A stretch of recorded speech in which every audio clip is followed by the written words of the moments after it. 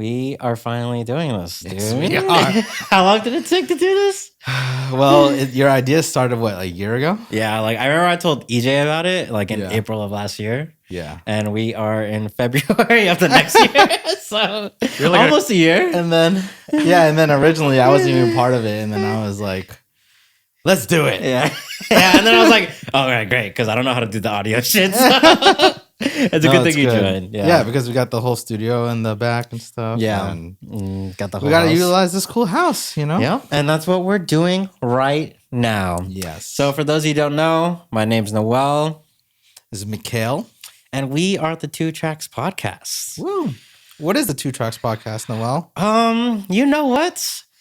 Ever since we started talking about what Two Tracks is, I feel like I've changed the definition almost like 1,000 times. Yeah. Okay, so what is your definition of it? If I could describe it, it's just two brothers on their separate journey trying to balance their life between passion, money, and just like stability. How would you describe it? That's exactly how I would describe it. Yeah. Yeah, I think so too. So Yeah. you nailed it on the coffin. Yeah. Fun fact, guys. Last month in January, it was actually both of our birthdays, not at the same time. Yeah. You were the 22nd. Second. Why are you questioning that? I know. Like you know, sometimes I almost forget. Like I was Really? You forget my I know birthday? you're in January because I'm just like, all right, he's either the 20th or the 23rd. God, dude. And then you know what? It's also confusing too. Like sometimes when people ask me your age, I'm like, oh, I think he's like 36 now. No, bro, I'm not that old. No, I'm 34, but yeah. I feel like I'm 21 still. Yeah, but you know what though? You do act like you're not. You don't act like most 34-year-olds or 36-year-olds. And people always, when I tell them my age, they're surprised. they're very surprised every time. They're like, dude, I would have thought you were like 25, 26. And then I get all Well, how about for blushy. me? So your age is easy because you're a 90. So like you literally just have to like add whatever. That is true. I was blessed with that. Do you know how old I am? Yeah, well, I always get confused, so I always have to do the math. So I know, like, all right, Cassie, our sister, is 3 years younger than me, and then I know you're 3 years younger exact, so I'm like 6 years younger. Then I do the math, and then, okay, 28. Oh my God. I feel like I need to like make an Excel sheet so that you can just enter it in every year. Because like imagining that's like a whole ass formula that you gotta do. That's the difference. I've never used an Excel sheet in my life. Okay. We'll start implementing that soon. But anyways, I'm 28. He's 34. Compared to last year when you were 33, Yes. how would you review your 33rd year? 33, I wanted to make a lot of changes, and I felt like I did it. Like I was on this horse of good habits, and then fell off it. Fell off it? Like towards 6 the end months. of the year? Like, yeah, probably like halfway towards the year. Okay. Yeah. Why'd you feel like you fell off? I don't know. Oh, probably because of stress from work. From work. Because it was a little slow this year. Yeah. And then, and I was just like, I just fell off the horse. Great part. What do you do for work, dude? Oh, yeah, that's true. I am a music producer. I am full time. Been doing it since I was 19. I'm 34 now. It's been a roller coasters up and downs, but I still love it. You know, it's still great. That's good.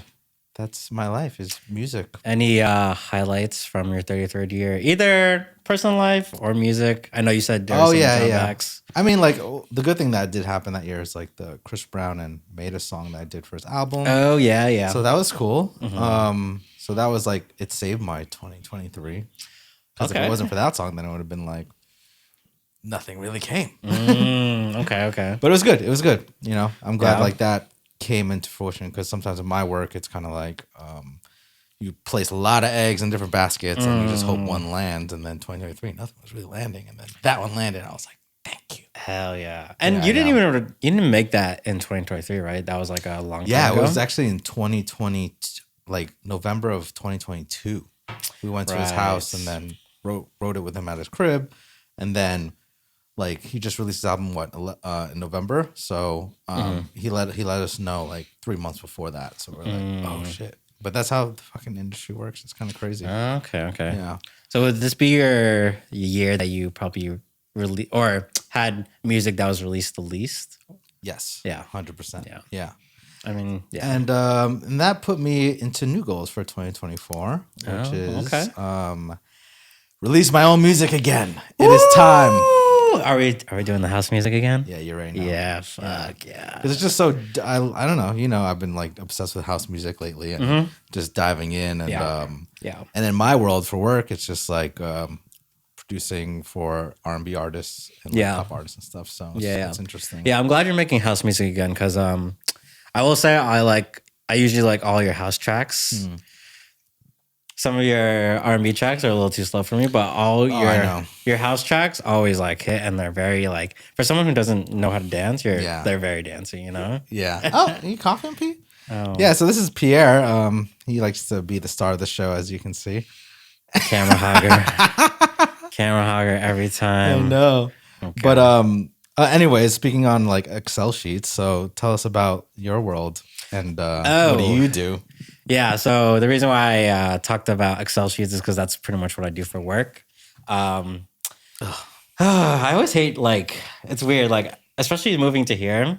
Yeah. I always, like, feel weird how I describe my job because, like, there's not really, like, a best way to put it unless you really know the industry, but, like.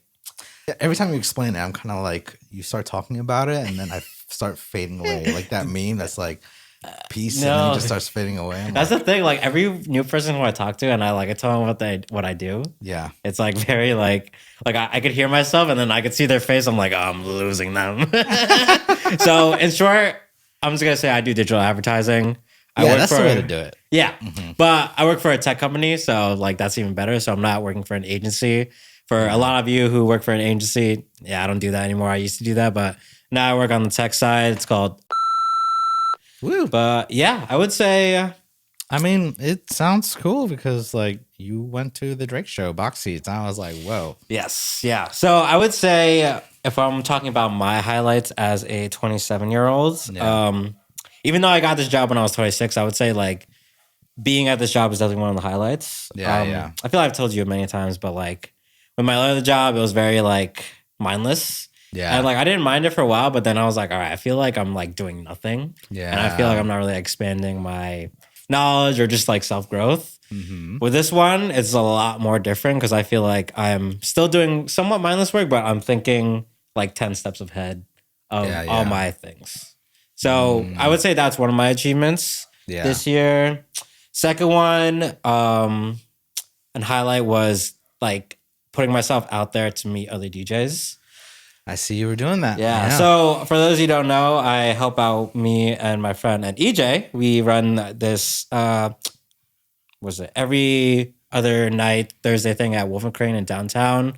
We DJ there, and I've been helping him manage it for about a year now, helping doing the socials and getting people to play too. Yeah. And that's been a crucial part in me just like stepping out of my comfort zone and meeting new DJs. Yeah. It's been cool. And then I've also been going to other DJ parties just to show face. And like, I've gotten to play like, I would say like, it's kind of hard like getting invited to play another party because like, especially if you don't know anyone here. Yeah.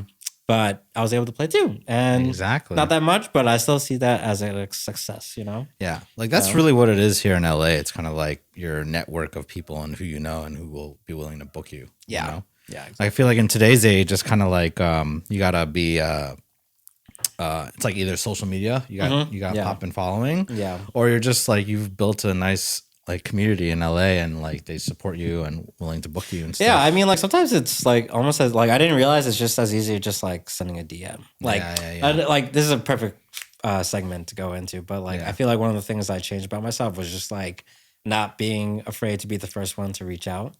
I feel like I didn't want to be like that because I didn't want to come off as like needy or just like I don't know. I didn't want to like make it seem like I'm trying to like just like kiss someone's ass. Yeah.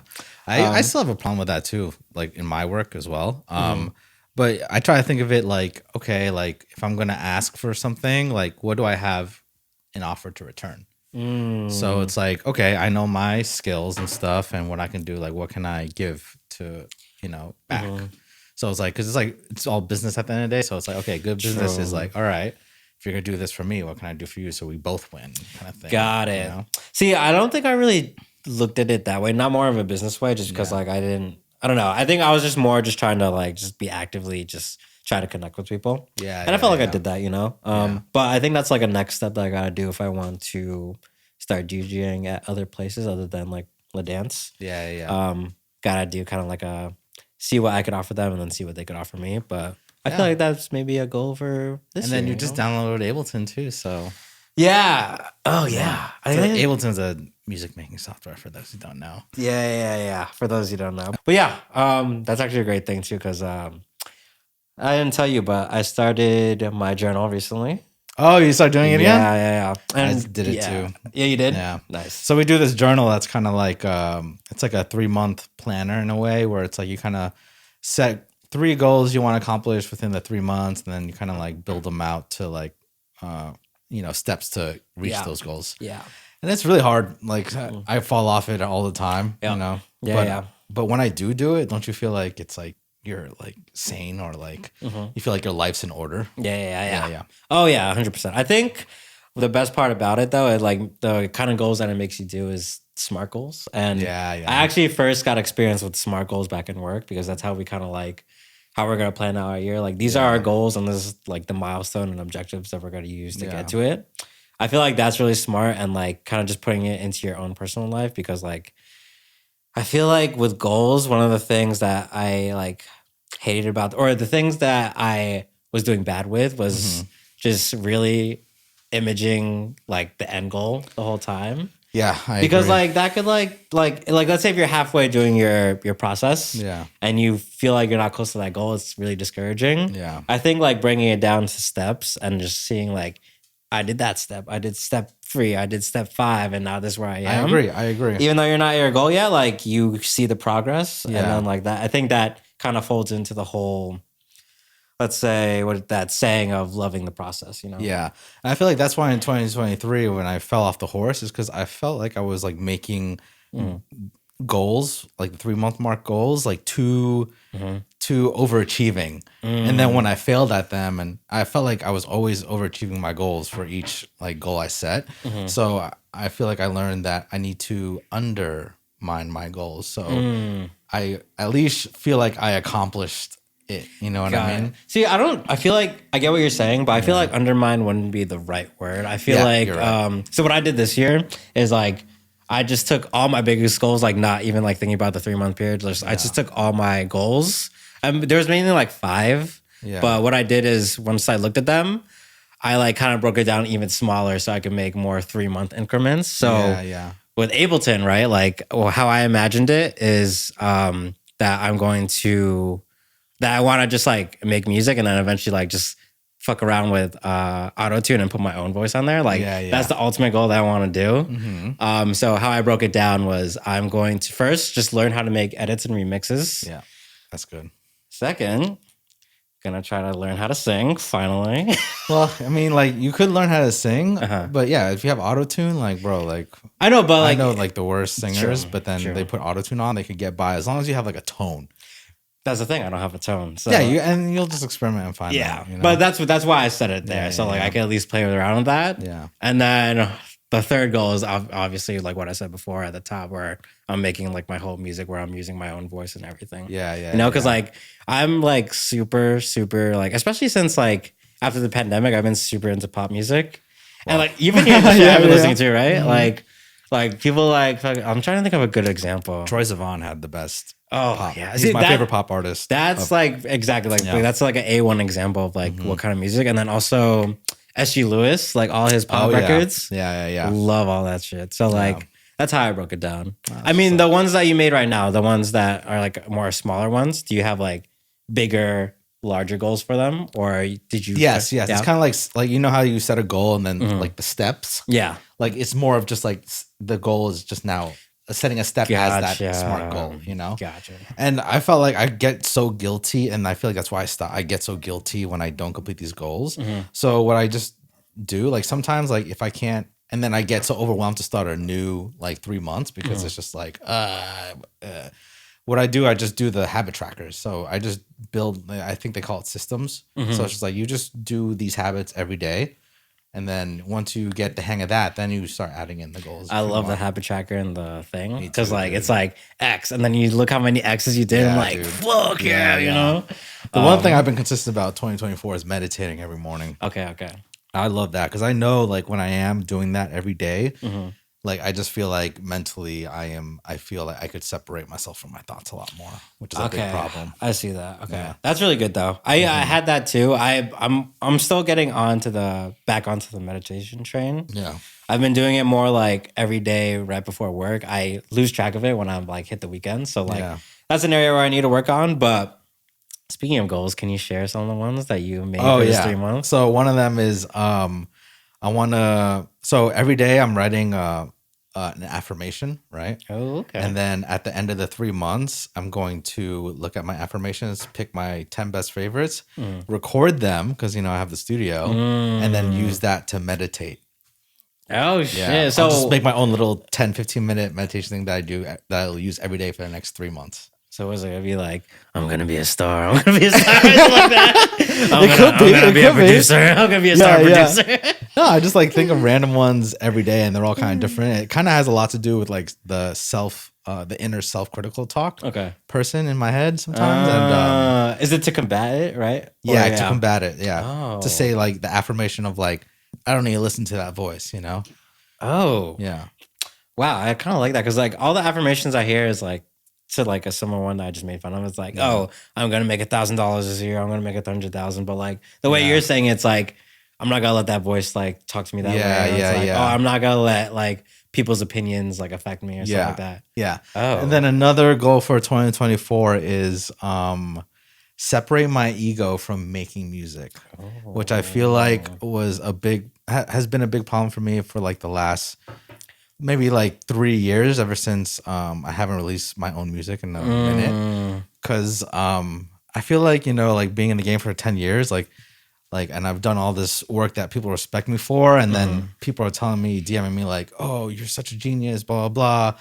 And then I take that and I feel like every time I go in the studio, I'm kind of like, when I'm by myself, is that like, oh, I'm this genius producer. Everything I make better be gold. And if it's not, then I just like stop. Yeah. And then I never get an idea done by myself. But the thing is, like when I work with other people, that doesn't happen because I have those other people there to like kind of like help me push things along, like don't let me get stuck in a hole or like feel like, oh, this is dope. Let's move here and here. Okay. When it's just me by myself, sometimes it's kind of like, after like building like a 16 bar loop, it's like an hour in, you're like, this shit sucks. Yeah. Smash the laptop and then do something else. Oh, I like that ego one because like I feel like first year when I started like DJing out here, I definitely had like the biggest ego. I was like in my head, I felt like I was the hottest DJ like in fucking LA. When? In my head. When you moved here? Yeah, when I moved here. What gave you that? No, what of that? What gave you that, bro? I know. I was like, I don't know. I felt like. I mean, that's a good thing, though. So, what's his name? There's this, like, producer, rapper, singer. He's pretty famous. Oh, Russ. Yeah. So, I read his book, right? And he's like. from Jersey, isn't he? Yeah. Yeah, I think he's from Jersey. Or Jersey or New York. But, like, I like his book because it's very, like, he's like, I feel like his main point is to be, to be delusional about your goals. Like, meaning, like, yes, I can be like the best producer out there. Like, yes, I can win a Grammy. Yeah. And like, I think I took it in a way where like I had to, instead of like saying like, yes, I'm going to DJ here. Yes, I'm going to do that. I was more like, in my head, I was like, yeah, they ain't got nothing on me. Like, I'm literally the hottest person here right now in my head. I mean, there's a point to that though. You know, that's like in a sense, like an affirmation where it's just like, you keep saying that you are the best and you are going to be the best. And what's interesting is like, I feel like being 10 years in the game, like all the people I knew that were like cocky and confident and like, they go up to anyone and talk to, if Connor's in the room, they just go up and talk to them. And like, and they look so awkward to everyone else, but they don't care because they'll do it.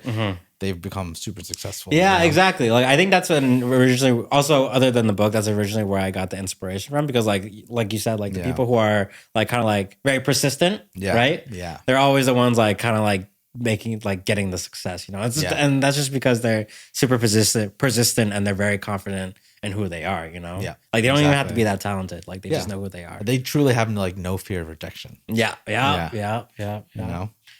With me it's like I think so one of my goals other than producing music, and then the second one is this podcast and getting better at videography. The third one is around It's more just like making sure I just remember to keep my mental health intact. So like, And how do you do that? So there's three things I'm doing. One, I have to make sure I'm consistent with my therapy. Yes. Past when I've done therapy, like I've gotten good insights from them, but like I haven't been consistent. I usually stop at like 6 months. Yeah. So one of my goals is just do it for at least like 2 years straight. Yeah. Oh, sorry. Well, this one, since it's a 3-month increment, I want to do 2 sessions a month. So 6 sessions in the 3 months. Yeah, yeah. Yeah. And then second one is to make sure I meditate daily. Yeah. Trying to get that one. But the third one is actually making sure I keep talking to my friends. And like back home or here? Back home. Oh, so like, yeah, I feel like a big thing that I realized I was doing when I first moved here is that like I really wasn't trying to make an effort to like stay in touch with my friends. Okay. Even right? Yeah, yeah. And like I think I just like my mindset there was just like, okay, like don't try to call them too much. Just like try to be like fully like focused on where you are right now and just be present on where you are. Just stop trying to like think about your friends so much. So like I deleted Instagram because like I didn't want to see what they were doing because I didn't want to get that like FOMO feeling. But like I think what that did to me is that like I kind of just like I just stopped talking in general. And like it just made me like kind of just like talk to myself where like I felt like I was going insane a little bit. And then like when I started going home more recently and like more frequently. Yeah. And started talking to my friends more, like I realized like I just needed like someone to just like voice my frustrations about, stuff like that. Yeah. So like that's one of the goals that I really want to do. And like it seems like a pretty easy goal, but like yeah, I feel like it's just something that I have to remind myself to do and like while I'm doing it. And like also just not think that like I'm annoying them on their time, because like at the end of the day, they're my friends and they want to hear from me, Yeah, of course. Yeah.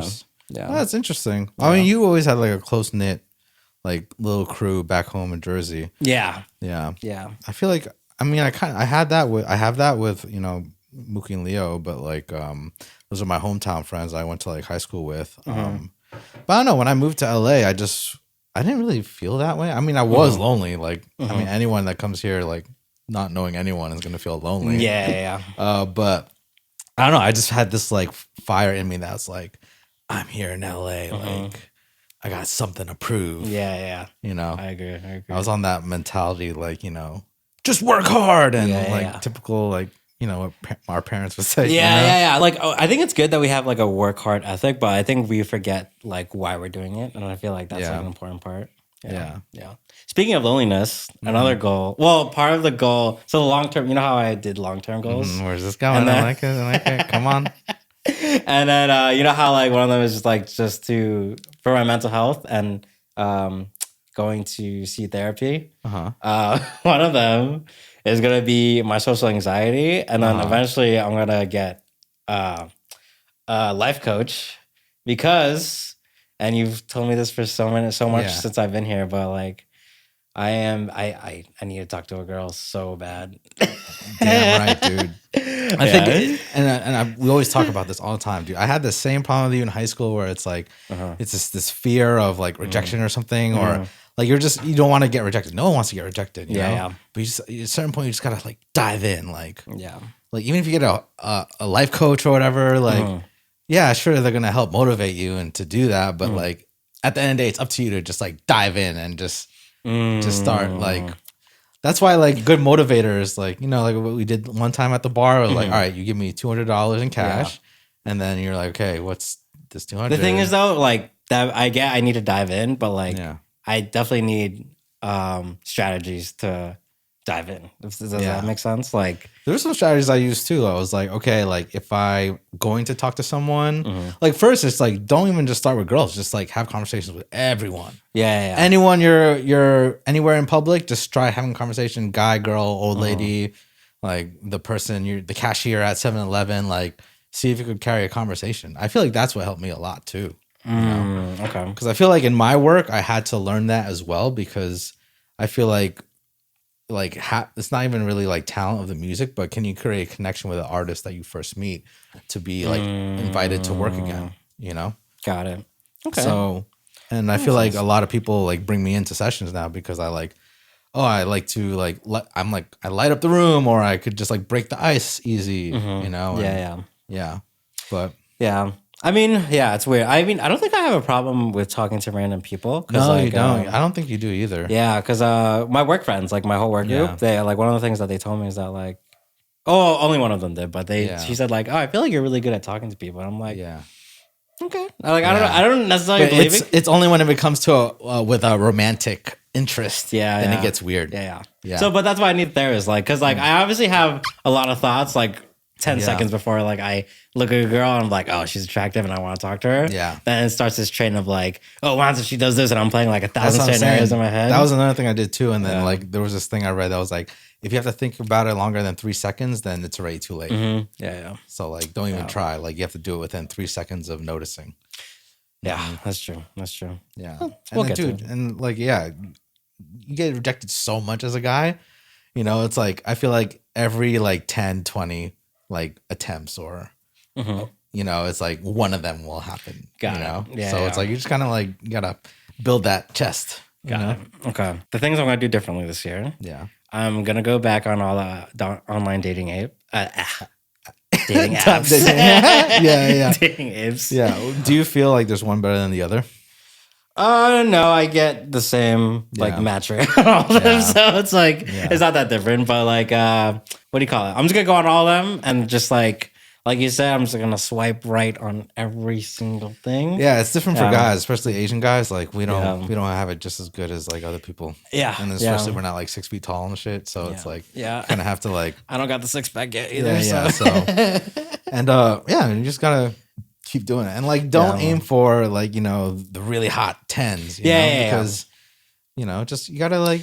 No, that's another thing too. It's like I like, let's say if like a friend of a friend like wants to be like, hey, like can I set you up with a blind date? I'm gonna be like, yes. I'm not even gonna ask for pictures. I'm just gonna go on it. Yeah. She's like super tall, not really my type. Fuck it, I'm just gonna go on the date anyway and just like have fun, try to make her laugh, and it'll just be like a little test run, you know? Yeah, exactly. It might not like work out, but it'll be like a fun time. What's wrong with tall girls, man? Like.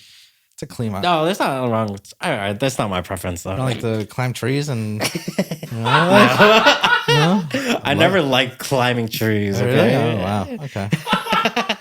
Why did you like climbing trees? Is that why you like tall girls? Well, I liked it because like it was like almost like a challenge where it was like, like I'm this 5'6" guy, like no girl taller than me is gonna like me, but I'll show them. You know.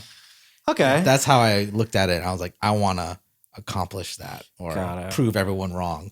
Like I feel like as an Asian guy growing up, I felt like I was like told like I couldn't be with certain girls because I was like a short Asian guy. Okay. And then I had this like fire in me that was just like I will show you all. You know? See, like it's not like I don't want a girl taller than me. I just don't want like anyone like too tall. I get it. I don't like the I'm just messing around. Yeah. But that's good though. But to your point, like I'm gonna try to do that.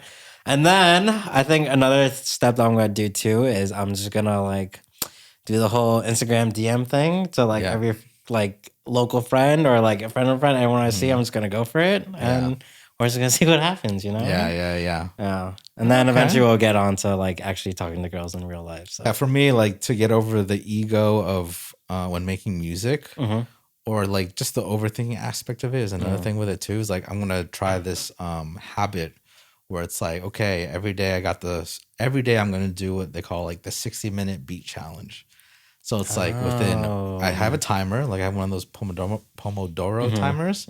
Set that for 1 hour, and within that 1 hour, no matter what, I have to finish the beat and like a full arrangement. You know, if it's a house song, I want it to be at least 4 minutes long, or if it's like a pop or rap track or whatever, then 3 minutes, 250, but at least get an arrangement done because within 60 minutes. Yeah, within 60 minutes, no matter what the outcome, because it's like I feel like the most important thing is like just getting the whole like layout of the whole song, and then after you can nitpick at the sounds and stuff. But that was my issue. Like I'll just like be stuck in a 16-bar loop for like 3 hours, and then next thing you know, I got ear fatigue and listen to the same. Loop for like so long. Do you remember when I first started like trying to learn how to produce back in like the COVID? I felt like that was the one thing that you told me to not do is like don't stick on one beat or stick on one thing for so long because like, well, one, you told me like when you start like almost everything you make is gonna be trash, so like you just gotta keep going. So okay, I like that idea. You kind of set yourself a time limit. And I'm then, trying to like get back to like how I was when I was like 17, not knowing what I was doing and just doing that, and then setting limitations too. So it's like, with computers, you got so much like choice. You got like, I have every sound in the world, I have every plugin in the world, and what I'm doing now is like, okay, I have these 6 synths. Like, I'm just gonna pick 2 of them and a drum machine, and then just make something with those 3. And then cycle around. Okay. I like the limitations part. Yeah. I mean, like, it's also, I feel like that's very common. Actually, I don't know about other forms of creativity, but like when I used to dance, right? When we freestyle, there would be this game where like you kind of pick a shape. And then what you have to do is when you dance, you have to hold that shape in your hands the whole time and freestyle with it. But people would get mad creative, right? Because like you could either like shrink it, turn it out like this. Like let's say if it's a bar, right? Yeah. You could shrink it. And then one time I saw this guy do like a body roll with it. I was like, oh shit. And then he broke it with his legs and started like doing some like hand shit. So what? Yeah. So, but I like to your point, like setting like yourself with some limitations is actually probably like give you more creativity in it because you gotta figure out how to I'm do still it. like trying to imagine my head about dancing with his shape. Like I'm just trying to think, okay, like any shape, like it could be like you said he had like a stick, right? Like a stick, yeah. Okay, like I had a balloon, so it's like this. Yeah, you could do that if you want. Sometimes when people will hold it like that and they'll do it like an orb then. Yeah, and then they'll pretend like they're spinning a basketball or something like that. No, mine's on a string and it has helium in it. So it's like... okay. Whatever you want. Trying to imagine what I do and dance with it. I was like, what dance are you doing right now? It'd be like interpretive dancing, with the little... I don't know. With the streamers and shit. Yeah. Oh my God. That's interesting. I love how like you were a dancer growing up and then I was this music person. Yeah. But I mean, I eventually led to DJing, which you're right. Another thing too. So like, you know how I'm trying to do more videography stuff? Yeah. Other than this, it's going to be around DJing too. Yeah. And the reason behind that was because after doing La Dance for the year at Wolf and Crane, like I really enjoyed it, but I also started to realize that I do not like DJing for other people in the sense where like I have to please other people, Oh, okay. And I had to please the bar. And I get it. Like I'm there to like kind of create a vibe so that people are buying more drinks. But like I did feel like I was limited in my creativity or what I wanted to play. Cause I like even like EJ knows and Mark knows, like for like a month, I was literally playing the same set every week. You remember that, right? Yeah.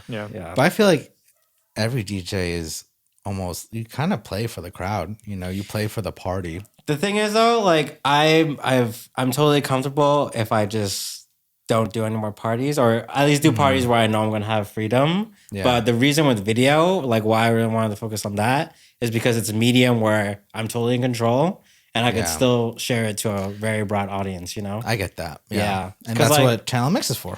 Yeah, that's what Channel Mix coming soon. Yeah, coming soon. But yeah, that's what I want to do with Channel Mix. Like other than like talking about DJ stuff and like DJ content, like I want to be able to like make like certain mixes that have like a certain kind of like theme to it. Like for example, pop music. I fucking love pop music. Yeah. I want to make a pop music mix, or like if I want to do a lo-fi house music with like no lyrics, like I can't do that like at every bar because people are gonna be like, "What the fuck is this?" But at least in my own home, like I can do whatever. People who want to watch that could just go to the channel. Exactly. And watch it. Exactly. So like, no, that's actually really smart. Yeah. It still feels you could have your creative freedom and it's still out there in the world. And no, I like that a lot. Yeah. And from the test shots, dude, like it looks good. Channel Mix, like I want to go deeper with it. But yeah, definitely. Like even the first one, like I was like, all right, it's like if it looks shit, like don't worry about it. But like even when I was editing it, I was like, all right, wait, this is not that bad, Yeah. And like for guys that don't know, so me and Noel live together, and then we have this house, and we're calling it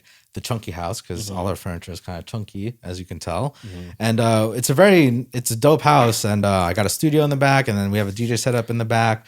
And we want to utilize the house. So like we were doing this podcast and then he has this Channel Mix thing where it's like DJ sets and stuff. And then that's another goal I want to do for 2024 is something in my studio, to add to the channel, Right. Yeah.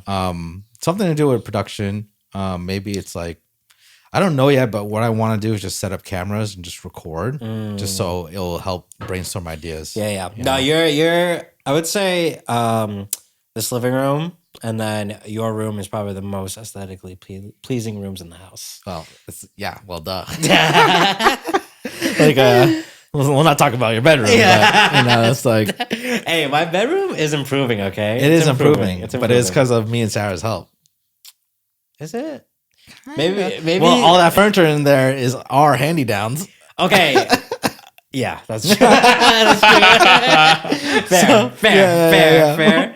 But that carpet is mine. The pictures are mine. Oh yeah. No, that's good. No, you really did a great job with the picture frames. Like what I think people really like about your room is you really did the lightings like really fucking well, especially with all the what do you call the sound.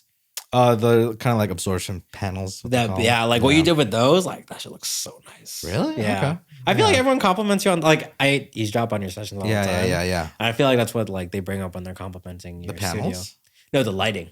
Oh yeah, no. The lighting I went in that took forever actually. Yeah. And I did that all myself. Like it was just like DIY. Just like I bought like so they're all like the Philips Hue system, but that shit is fucking expensive. So what I did, I just bought used on eBay and then just try to makeshift. Like I had to put like paper clips or what do you call them? Like the pins like all around the panels. Oh yeah. So I could slip the LED strips through and stuff. But yeah, my room is like so dope that like I have to make content for it. And that's like one of the goals I'm trying to do is like I need to like be more present online. You know? I've gone so far with not being present online and it's just because like I'm in this tight-knit music producer community for so long, so I have connections. But yeah, I want to put myself out there. Got it. Okay. Yeah. All right. So let's get into it since we already talked about our goals. Yeah. End of 2024. What are we hoping for? How do we see ourselves? Yeah. I mean, just consistent habits. That's what I want. Consistent habits. Yeah. Okay. I like that. I want a year where I'm like consistently have a morning routine, like consistently. Like I've never had a full year where I've done it, you know. And I feel like every year I try. Okay. You know. Okay. With me, related to my goals or what I want to see, and like I know I'm not really supposed to do this, but like you know, it's just a goal, and if I don't reach it, I'm not gonna be too hard on myself. But one that I at least post. How many months are we in here? On this one, I at least post maybe at least 10 episodes of 2 tracks. Yeah. With a lot of short form content. Yeah. Second, I at least post. I'm gonna give myself like 7 mixes for Channel Mix. This is within a year. Yeah, within a year. Okay, yeah, that's good. And then have 2 of those be mine. Yeah. And then third, at least go on one date this year. That's what I'm damn right, dude. That's one a good day. one. I just need Yeah. One day. Yeah, exactly. So okay, I like that a lot. I like that. Yeah. Yeah, mine mainly is that, and then just be able to create properly again by myself. By yourself. Because it's so crazy. I just think about it sometimes, man. I'm just like, I don't make beats by myself anymore. I just don't. And it's crazy. And like, I have the nicest studio. I have my 17-year-old self would look at my studio and be like, holy shit, you have the dream studio, dude. Like, what the hell? You know, like my 17-year-old would be like, bro, I've been going nuts over this shit. And but I'm not like wasting my time. I feel like it just takes a lot of like learning. So I've been learning so much about like MIDI, which is like really nerdy stuff, but it's like how to control like all your synths. Like there's these guys, I'm gonna butcher their name. But anyways, like they'll do like they'll perform electronic music live, and they're not even using computers. They're just using like all like synths and drum machines and stuff. Yeah. And I'm just like, and I never really want to like go for that because like it's really complicated. But after like all I've been learning, it's like I feel like I'm heading towards that road. Oh, okay. No, I still want to just DJ house music. That's it. But just like for the creation of music, it's like I think that's where I'm heading because I feel like the computer is just so limiting sometimes. Where it's like, all right, you open up your DAW, your music making program, and you have this blank canvas, and it's like you have everything at your fingertips, and it's like it's so overwhelming what to do. And then if I have focus on like 2 synths and a drum machine, it's like, okay, what can I do? Okay. Yeah, that makes sense. So that's what I'm gonna. I feel like I've seen like what you're saying about a group doing live but not using like a DJ thing. Yeah. Have you ever heard of the what do you call it? The Blaze? No, I haven't. I don't really know how to describe their music. They're almost like a Rufus the Soul, but their setup is literally like I don't know if it's since, but they have like all these machines that don't look like laptops at all, and it's like they're facing each other, but like the whole setup is in between them. Yeah, so they look like they're like literally in a lab just making music. Yeah, and then they have a microphone and they're singing. I feel like that's what you're picturing, right? Almost? Yeah. There's a lot of people that do that, you know. And Disclosure used to do something similar like that. Oh, really? Yeah, when they were playing shows, you know, like one guy was playing drums. Yeah. It's a similar kind of thing. I mean, there's probably more performance based, and then a lot of them do their setups where it's like they could just freestyle anything, you know. Got it. But you know, Disclosure was so big, and they had to play their songs that everyone loves. So okay. But yeah, like I don't know, I'm just kind of exploring because I've just been going deeper and deeper into the technical stuff because growing up it was just like all on the computer, right? So it's like I feel like I'm starting to go backwards to see how it came to be just like the computer and make music with a computer. Yeah, and I don't know, it's been very interesting, you know. I feel like that's cool though. That's cool goals. I like that. Yeah. All right, 2024 looks good for us. Yeah, it does. What time are we at? 45. 45 minutes? Shit. Oh shit. Damn. All right, guys. Well, we were planning to do 30 minutes, but we went way over. Enjoy the extra 15 minutes, and we'll talk to you guys next episode. Alrighty. Peace.